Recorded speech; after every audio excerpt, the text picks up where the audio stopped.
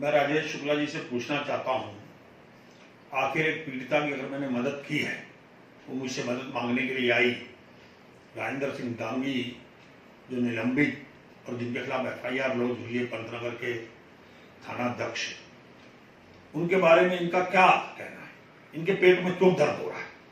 जब पीड़िता ने आगे बताया कि मेरे से उसने अश्लील बातें की 1 साल पहले, उनको पहले तो आपने जेल में भिजवा दिया, उस पीड़िता पक्ष को, पूरे परिवार को, फिर वो निकल गया है उनके यहाँ, फिर 1 साल बाद फिर हमला होता है, हमले की वो FIR लिखाने जाते हैं थाने में, उसको बैठाकर उनको पीटा जाता है, थाने में अभद्रता की जाती है, आप उनकी FIR में लिखने दे रहे हैं।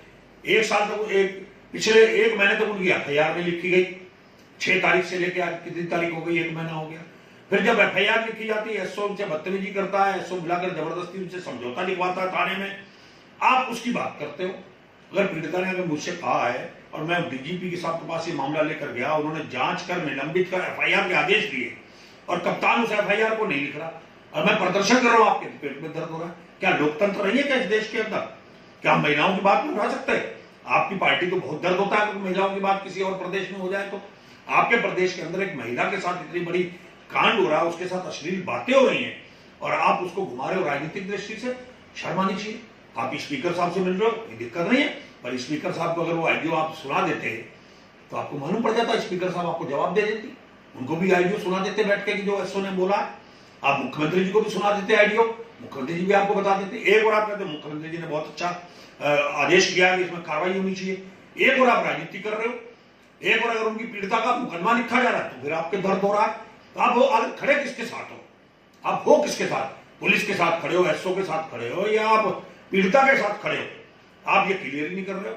आप आरोप लगा रहे हो खनन का। अरे सारे तो SDM तुम्हारा खिंचा का, तुम्हारे अधिकारी, तुम खनन करा रहे हो, तुम्हारे सारे चेहरे खनन कर रहे हैं, करोड़ों रुपए तुम खनन में कमा रहे हो।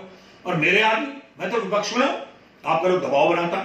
अरे मैं विपक्ष का आदमी अपनी बात नहीं कहूंगा।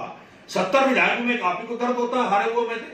अरे 70 लोग तो हारे हैं ना, 69 लोगों को तो दर्द नहीं होगा। तुम्हें दर्द हो रहा है कि तुम हार गए। रोज कोई ना कोई नई बात, रोज कोई ना कोई नई बात। आगे क्या कहना चाहते हो?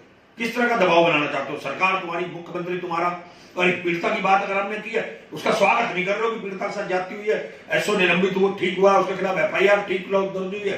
तो मैं पूछना चाहता हूं, इस तरह की बातें उठाकर मीडिया में अनर्गल प्रचार करके सस्ती लोकप्रियता हासिल मत करो। सच्चाई पे आओ कि सच्चाई क्या है इस कांड की। आप भी जानते हो अच्छी तरह से, SO आपकी कठपुतली बना हुआ था, ऐसे ही किच्छा थाना भी आपकी कठपुतली था, ऐसे ही CO आपका कठपुतली था, ऐसे ही आज जो SDM है वो भी आपका कठपुतली है। तो आप तो सारे धंधे कर रहे हो और उधर से मुख्यमंत्री के नाम से क्लीन चिट लेकर मेरे पे आरोप लगाते हो। अरे आप तो अपने लेटर पैड का दुरुपयोग कर रहे हो, विधायक के रूप में आप उस लेटर पैड को यूज कर रहे हो। मैं विधानसभा में लाऊंगा ना तो बताऊंगा विधानसभा सदस्य अध्यक्ष ने आपको शपथ दिलाई है, मुझे शपथ दिलाई है विधायक होने की। तो ऐसे बहुत सारे मामले हैं। अपना गिरेबान झाँको, दूसरों पे आरोप लगाना बंद कर दो, अपने चरित्र को देखो, तब दूसरे के चरित्र पे उंगली उठाओ। तिलकराज बेहड़ राजनीति करता है, करैक्टर की राजनीति करता है, तुम्हारे जैसे झूठे और इस तरह के आरोप नहीं लगाता। आपने कहा दलित महिला, अगर उसका बलात्कार हुआ तो FIR नहीं थाने में दर्ज हुई। अरे उनको आपने जेल भिजवा, जमानत करा के आ गए, उनके घर पे हमला हुआ तो आज वो अपनी बात उठाए तो आपको दर्द हो रहा है।